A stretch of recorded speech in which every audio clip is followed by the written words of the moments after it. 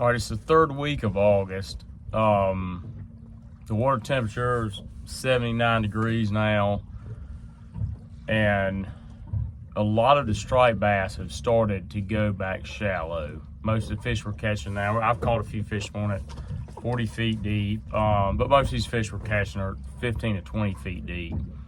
August is one of my absolute favorite months of the year to striped bass fish. When these fish come out of that deep water on Lake Murray and go back shallow, a lot of those fish haven't had much to eat all summer and they are hungry. You find them, they'll bite, and just a ton of fun to catch.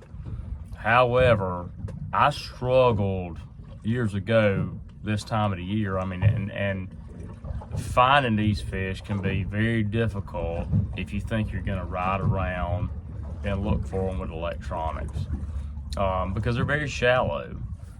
We fished this morning about, I think it was 107 feet one time we stopped, 112 another. So we're fishing over deep water. The main channel is where we fished this morning. But the way that I'll hunt for these fish, I look for them, is if I see any type of bait over that channel, I'm willing to stop and give it a chance. 10 or 15 minutes. As Shuey Caps told me one time, these fish this time of year are running. If you're in one of these channels, they're coming back up this river, they're on the move. So you have opportunity to find them. We've had schools this morning come through, we'd catch 10 or 12 and then they'd be gone, and then a different batch would come. So they're on the move. But look at your map.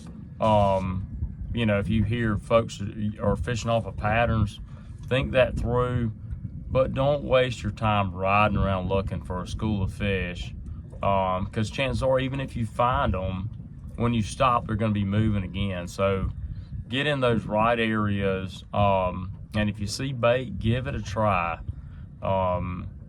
Free lines type, down rods, but we're catching these fish shallow. And again, they're hard to mark. The cone of your transducers, depending on what model you use, is narrow when you're up shallow.